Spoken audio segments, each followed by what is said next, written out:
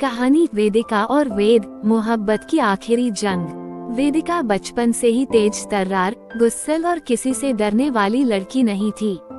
लोग कहते थे ये तो जैसे लड़कों से भी ज्यादा बहादुर है। वहीं वेद एक सीधा सादा, शांत और शरीफ लड़का था। पढ़ाई में तेज और दिल का बहुत अच्छा। कॉलेज में दोनों की मुलाकात हुई। पहले वेदिका वेद को छेड़ती थी, फिर धीरे धीरे दोनों को एक दूसरे से प्यार हो गया। लेकिन उनके प्यार की राह में एक बहुत बड़ी दीवार थी, जाति। वेद और वेदिका अलग अलग जाति के थे। वेदिका के घर वाले ये रिश्ता कभी मंजूर नहीं कर सकते थे। वेदिका के पापा ने कहा उस गरीब लड़के के लिए हमारी बेटी नहीं बनी, उसकी औकात ही क्या है। वेदिका ने घर छोड़ने की धमकी दी, लेकिन उसके माँ बाप ने चालाकी से उसकी शादी वीर नाम के लड़के से करवा दी।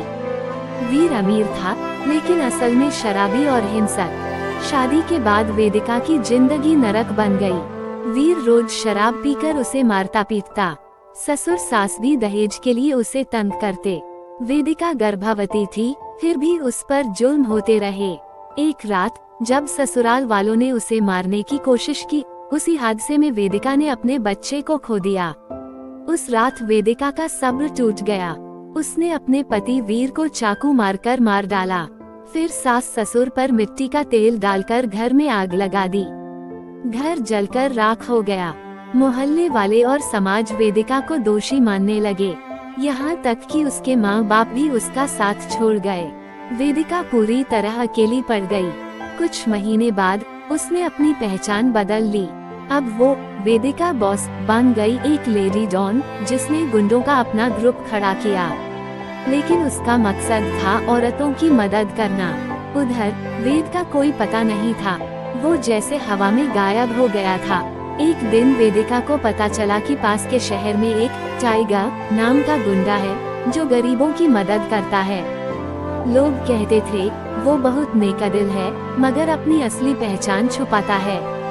वेदिका अपने आदमियों के साथ टाइगर से मिलने गई। जैसे ही टाइगर सामने आया, वेदिका की सांसें अटक गईं। वो टाइगर और कोई नहीं, वेद था।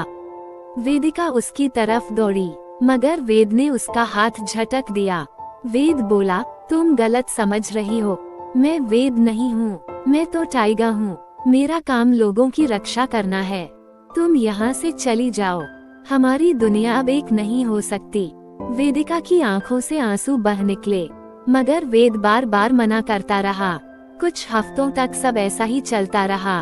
वेदिका हार मानने को तैयार नहीं थी। एक रात कुछ गुंडों ने वेदिका पर हमला कर दिया। वेदिका बुरी तरह घायल हो गई।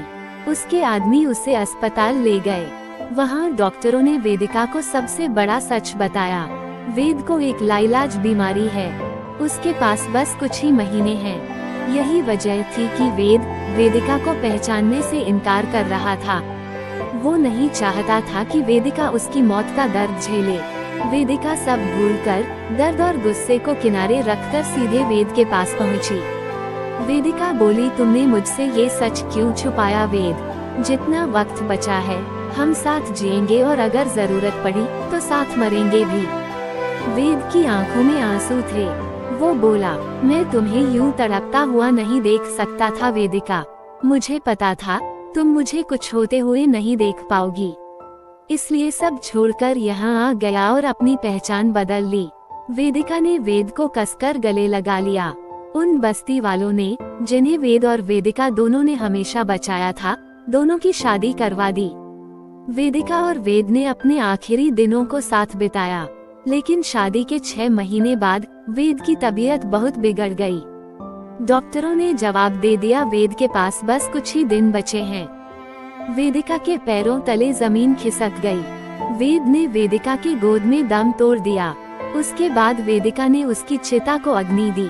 वेदिका ने वेद के अधूरे काम को संभाल लिया। उसने गुंडों का ग्रुप छोड़कर समाज सेवा शुरू कर दी।